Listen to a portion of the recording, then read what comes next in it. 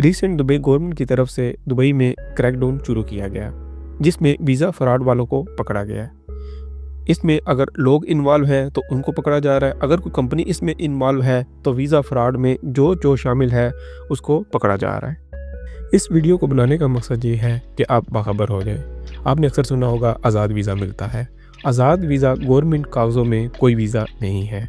आज़ाद visa जो अक्सर companies और लोग सेल परचेज़ कर रहे हैं, ये इलीगल है।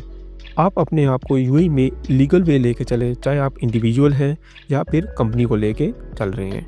तो आप अपना वीज़ा अगर लिया है जिस कंपनी से, उस कंपनी में काम नहीं है, तो गवर्नमेंट की तरफ से आपको ये भी ऑप्शन दिया गया है कि आप जिस दूसरी कंपनी में काम करना चाहते हैं तो वहाँ पे जाके पार्ट टाइम वर्क परमिट बनाएं और अपने आप को लीगल लेकर चलें, ताकि आपके ऊपर कोई एक्शन ना लिया जाए। रिसेंट दुबई में जो क्रैकडाउन किया गया है, इसमें जो कंपनीज इलीगल एक्टिविटीज़ में इन्वॉल्व थी, जैसा कि इलीगल वीज़ा फ्रॉड में जो कंपनीज इन्वॉल्व थी उनको शट डाउन किया गया और जो लोग पकड़े गए वो तकरीबन 161 लोगों को पकड़ा गया और इसके बाद इनको फिर रिपोर्ट कर दिया गया। और जो इन कंपनीज के ऊपर फाइन किया गया उसकी वर्थ जो टोटल दिरहम बनता है वो 152 मिलियन से ज़्यादा उनको फ़ाइन किया गया।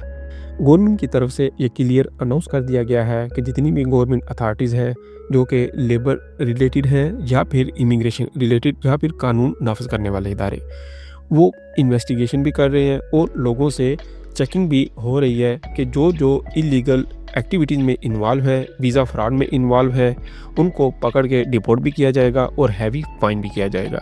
इसके ऊपर ज़ीरो टॉलरेंस अनाउंस की गई, यानी कि कोई माफ़ी नहीं होगी। इस पर बहुत सख्ती से अमल किया जा रहा है। रिसेंट क्रैकडाउन में एक और रिपोर्ट शाया की गई जिसमें 21 लोगों को 21 पीपल उनको पकड़ा गया जो कि वीज़ा फ्रॉड में इन्वॉल्व थे।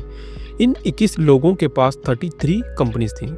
33 कंपनीज इन्होंने अपने नाम पे बनाई और इसके बाद इन्होंने इलीगल वीज़े इशू किए, जो कि 385 लोगों को इलीगल वीज़े इशू किए और इन लोगों को पकड़ के हैवी फाइन किए गए कोर्ट की तरफ से और इसके बाद इनको डिपोर्ट कर दिया गया। और जो अमाउंट इनको फाइन की गई उसकी अमाउंट टोटल दिरहम में बनती है 25.2 मिलियन। लिहाजा ऐसे फ़ाइन और डिपोर्ट से बचने के लिए आप जो भी वीज़ा लें, इंडिविजुअल तौर पे अगर कोई वीज़ा लेने लगे हैं तो कंपनीज़ की भी आप जांच पड़ताल कर लें, कहीं वो इलीगल एक्टिविटीज़ में इन्वॉल्व तो नहीं, वीज़ा सेल परचेज़ तो नहीं कर रहे, और अपने आप को भी लीगल वे में लेके चलें। वीज़ा वहाँ से लें जहाँ पे आपने काम करना है, और अगर आपने किसी दूसरी जगह काम करना है तो दोनों कंपनीज़ की जाँच पड़ताल कर लें कि दोनों लीगल वे में चल रही हैं।